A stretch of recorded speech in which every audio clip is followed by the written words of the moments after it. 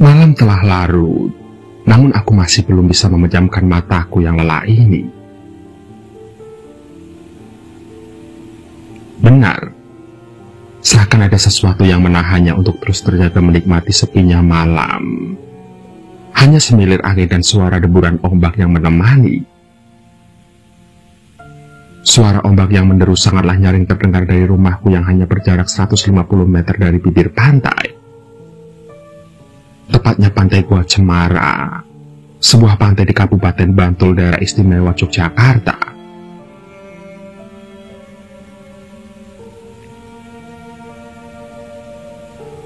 Jam berapa sih sekarang? Gumamku sendiri. Kulihat jam di layar handphoneku, rupanya sudah menunjukkan 1:30 malam. Tidak bisa tidur benar-benar membuatku muak. Tidak biasanya aku sulit tidur seperti ini, apalagi aku tadi tidak minum kopi setetes pun. Perasaanku benar-benar tidak enak, seperti ada sesuatu yang mengganjal, namun entah apa itu.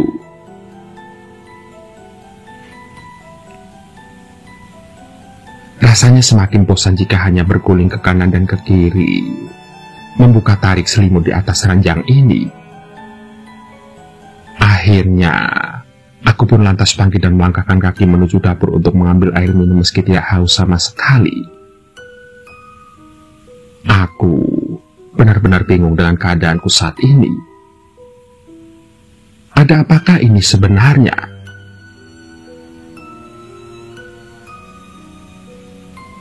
Loh, apa itu? Kok menyilaukan banget? Tanyaku dalam hati. Sesampainya di dapur, kedua mata ini malah terfokus pada cahaya menyilaukan yang terlihat menembus jendela. Padahal jendela itu sudah tertutup gorden yang berwarna sedikit gelap. Namun, seakan cahaya itu tidak terhalang oleh apapun.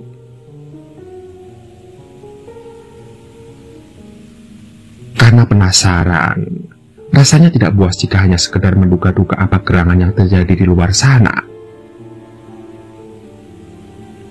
Meskipun ada sedikit ragu saat langkah ini mendekati pintu samping yang mengarah ke asal cahaya menyilaukan itu, namun bukan aku jika tidak mencobanya dahulu.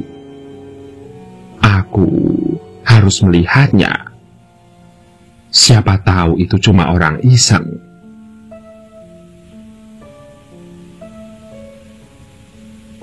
Wush. Semilir angin menerpa kedua mataku dan memaksa untuk mengerjapkannya beberapa kali. Namun keanehan justru terjadi setelah kubuka kedua mataku.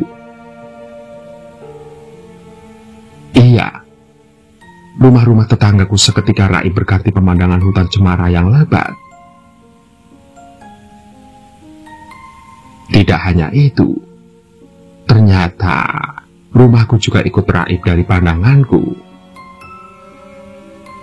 Entah sekarang aku di mana.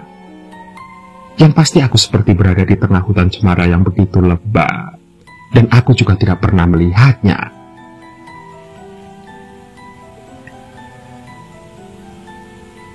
Ini di mana? Apa aku lagi mimpi? Gumamku dalam hati. Kutampar pipiku, lengan dan juga pinggang. Rasanya sakit yang berarti aku masih terjaga. Namun ini di mana? Aku sama sekali tidak pernah melihatnya. Dan sepertinya karena pengaruh cahaya tadi aku bisa sampai di sini. Lantas aku pun berdoa semoga tidak terjadi sesuatu yang buruk kepadaku.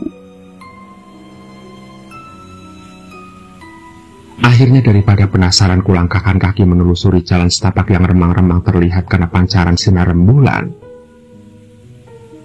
Dan setelah sekian lama aku berjalan, ternyata jalan setapak ini membawaku ke pantai. Lagi-lagi, aku tidak pernah melihat pantai ini. Terlihat sangat asing bagiku. Sialan, di mana sih ini? Rutuhku dalam hati. Lantas kususuri pantai yang asing ini dengan rasa kesal dan dongkol dalam hati. Aku masih berharap ini cuma sekedar mimpi. Cuma mimpi. Aku tidak mau lebih dari itu. Sama sekali tidak mau.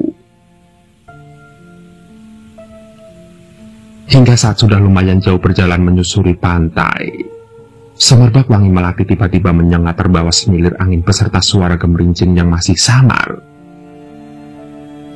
Lantas kuedarkan pandangan, hingga dari kejauhan samar terlihat rombongan berkuda dari arah barat. Semakin dekat rupanya rombongan berkuda itu mengawal sebuah andong. Orang-orang yang berkuda itu berpakaian prajurit Jawa zaman dahulu. Sontak, aku hanya bisa terpaku melihatnya. Rasanya aneh sekali malam-malam seperti ini ada rombongan seperti itu.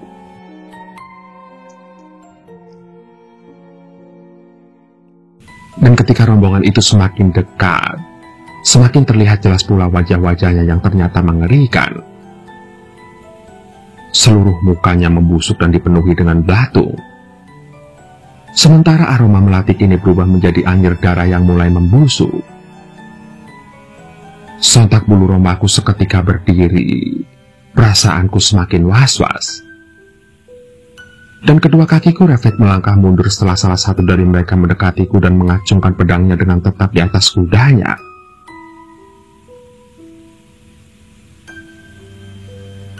"Siapa kamu berani-beraninya masuk daerah sini?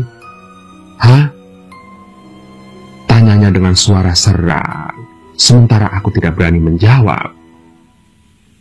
Rasanya ingin sekali muntah mencium bau busuk tubuhnya yang terbawa semilir angin. Sedangkan tubuhku sedikit bergetar. Aku tidak kuat menahan mual.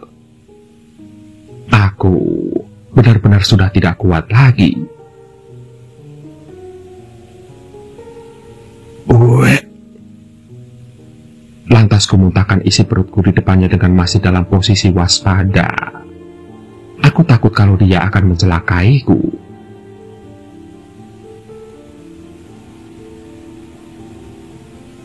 "Bocah kurang ajar," ujarnya sembari kedua matanya berubah merah menyala. Sontak tanpa aba-aba aku langsung berbalik badan dan berlari menjauh memasuki rimbunan pohon cemara. Aku berharap orang-orang berkuda itu tidak mampu mengejarku melewati celah antar pohon cemara yang sempit untuk ukuran kuda. Aku terus berlari. Aku benar-benar ketakutan untuk kali ini. Aku tidak mau mati. "Gila, botuku." Aku tidak menyangka kedua orang berkuda itu dengan mudahnya menyibakkan rimbunan pohon cemara yang dilaluinya. Sekali suara serangnya menyentak maka terbukalah jalan baginya. Sementara aku terus berlari mengikuti naluri ini.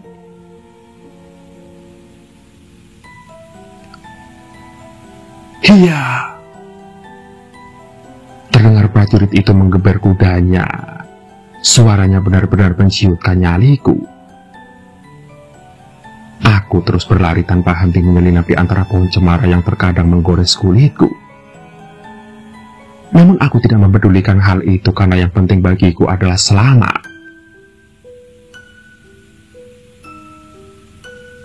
Hingga tiba-tiba saja tubuhku tersungkur setelah kakiku tersandung entah apa. Lantas aku pun segera bangkit dan memastikan keberadaan kedua orang berkuda tadi. Tidak ada. Sepertinya mereka sudah tidak berniat mengejarku lagi. Hingga tanpa sadar kini aku sudah sampai di sebuah area yang terbuka. Namun masih sama seperti sebelumnya, aku tidak mengenali tempat di mana sekarang berpijak. Rasanya asing bagiku.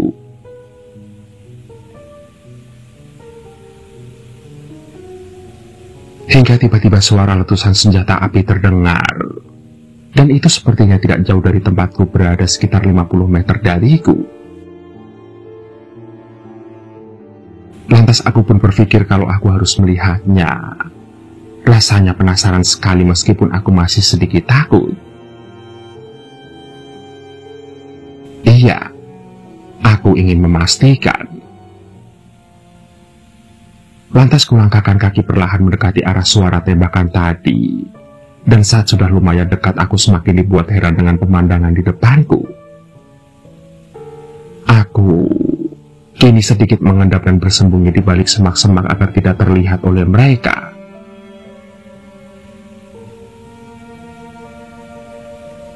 "Ampun Pak, saya bukan anggota PKI Pak," ujar seorang lelaki tua yang ditutup matanya dengan kain. Terlihat tubuhnya gemetar.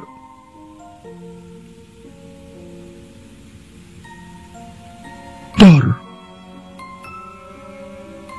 Terdengar letusan senjata api.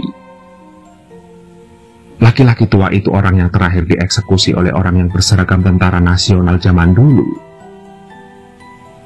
Dengan sigap para eksekutor segera menguburnya. Namun alih-alih segera meninggalkan tempat itu, para eksekutor itu justru masih celingukan mencari sesuatu. Entah apa itu, namun yang jelas tatapannya benar-benar mengerikan.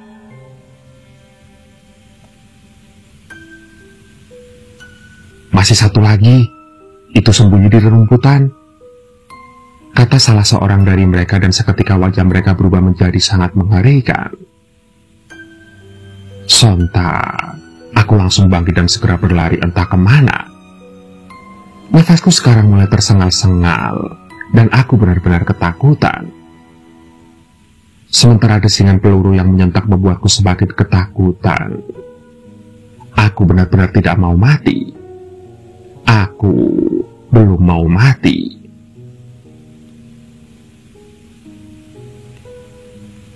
"Ah!"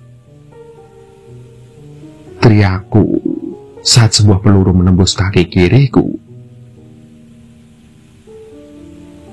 Sontak aku pun tersungkur, namun aku segera bangkit dan berlari lagi meski terseok-seok kesakitan. Itu karena aku masih belum mau mati. Aku masih ingin tetap hidup. Namun, langkahku benar-benar tidak karuan lagi. Rasa sakit kakiku rasanya belum seberapa dengan rasa takut di dadaku. "Weh, berhenti kamu! Dor!" teriak tentara itu sambil menembakkan senjatanya. Namun aku tidak mau menengok ke belakang. Aku harus tetap berlari. Hingga aku kini sudah memasuki rimbunan pohon cemara yang begitu lebat lagi.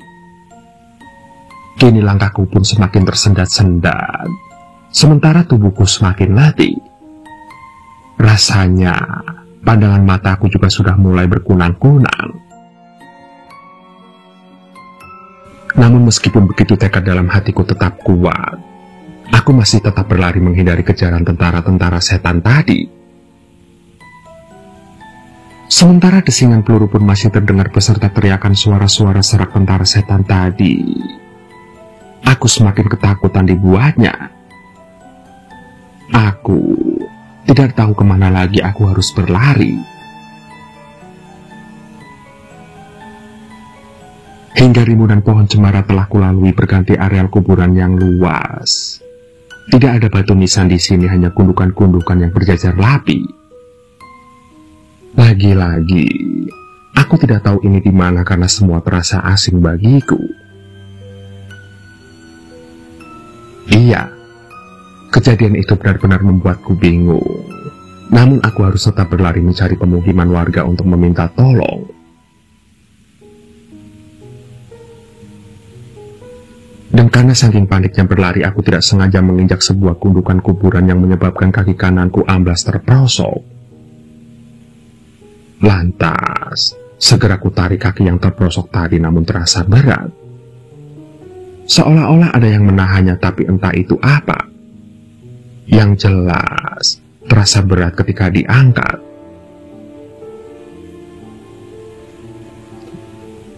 Sementara tentara-tentara setan tadi sudah mulai terlihat muncul dari rimbunan pohon cemara. Kini, mereka tertawa terbahak-bahak melihatku ketakutan.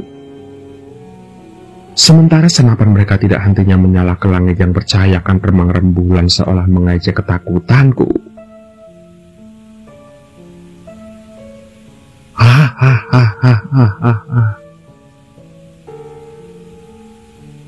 Terdengar suara tertawa tentara-tentara setan tadi, sementara mereka semakin mendekat. Hingga akhirnya aku pun berhasil menarik kakiku yang terprosok. Lantas aku pun segera bangkit. Namun pemandangan yang lebih mengerikan datang lagi dan terlihat jelas di kedua mataku. Karena seluruh gundukan kuburan tiba-tiba terbelah dan keluarlah penghuninya. Dan itu bukan pocong, tapi mereka mirip orang-orang yang dieksekusi oleh tentara-tentara setan tadi.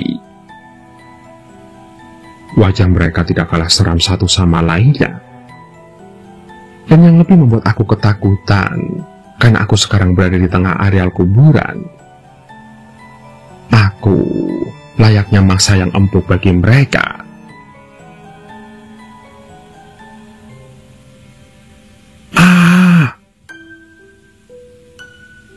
Sontak, aku berlari lagi dan menerobos mayat-mayat yang baru bangkit dari kuburnya tersebut.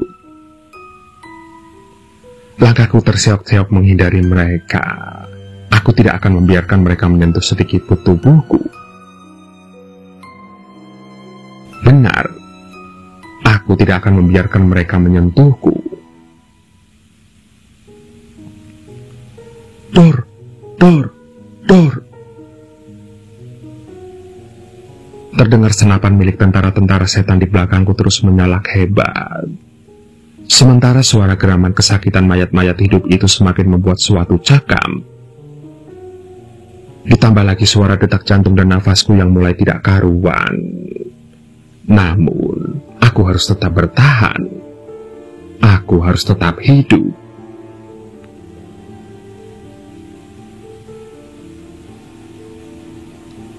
Hingga mendung tiba-tiba menggumpal dan membawa hujan yang perlahan membasahi bumi. Sementara kilatan petir menambah suasana semakin mencekam. Semakin gelap, aku semakin kesulitan melihat jalanku.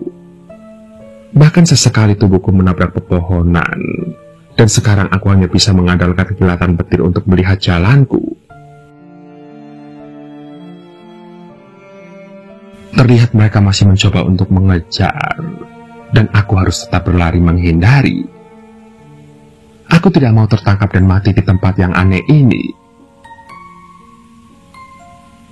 Hingga entah sudah berapa jauh aku berlari, namun mereka juga tidak berhenti untuk mengejarku. Sementara sentakan suara tembakan yang bertubi-tubi membuatku semakin ketakutan. Nafasku semakin ngos-ngosan. Dan dari kejauhan sinar yang menyilaukan seperti yang pertama kulihat muncul dari kejauhan. Itu memberiku harapan. Aku berpikir aku harus segera menuju cahaya itu. Namun tidak semudah itu, karena rintangan datang menghadap.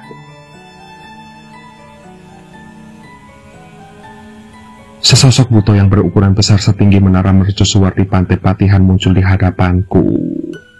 Dan aku yang terkaget langsung berhenti mendadak. Aku benar-benar tidak tahu lagi apa yang harus aku lakukan. Ya Allah, rintihku penuh kepasrahan. Untuk pertama kalinya semenjak kejadian tadi aku mengucapkan nama Tuhanku. Aku baru sadar aku masih punya Tuhan untuk memohon perlindungan dari segala kejahatan makhluk-makhluknya. Begitu hinanya aku sampai melupakan Tuhan yang mencukupi segala kebutuhan dalam hidupku ini. Terkutuklah aku. Lantas perlahan coba ku ingat doa-doa yang dulu pernah ku pelajari. Dengan permohonan yang sangat, akhirnya getar bibirku mampu melafazkan ayat-ayat sucinya. Perlahan juga tubuh setan-setan mulai terbakar dan menghilang tanpa bekas, yang lantas memberikan sedikit lega dalam dadaku. Alhamdulillah, Alhamdulillah. Ucapku bersyukur sembari segera berlari menuju cahaya yang menyilaukan tadi. Aku terus saja berlari hingga tubuhku akhirnya benar-benar melewati cahaya itu.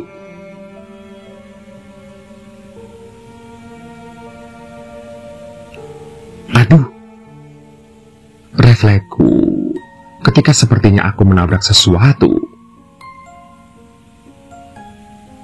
"Walah nak, mau kemana lari-lari segala?" tanya seorang yang sepertinya aku kenali. "Mbah Ali, ini beneran Anda, Mbah?" tanyaku. "Lah siapa lagi kalau bukan saya?" jawabnya sumringah. "Nganu Mbah," kalimatku terpotong.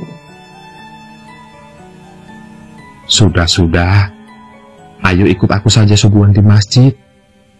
Aku sudah tahu kok," jawab Mbah Ali lugas. Lantas aku pun hanya menurut untuk mengikuti langkah Mbah Ali. Rupanya aku sekarang berada 4 dusun dari rumahku. Sungguh aneh. Apakah ini terjadi akibat aku punya keinginan untuk mempelajari ilmu hitam untuk kekebalan dan memikat wanita? Sepertinya iya. Dan aku pun tidak mau lagi jika seperti ini akibatnya. Aku takut. Benar. Untuk sekedar melihatnya saja takut, apalagi menjadikannya teman. Ya Allah, ampunilah hambamu yang lemah ini ya Allah. Aku tobat. Begitulah. Terlepas dari benar atau tidaknya cerita tersebut, namun kita bisa memetik pelajaran dari kisah itu.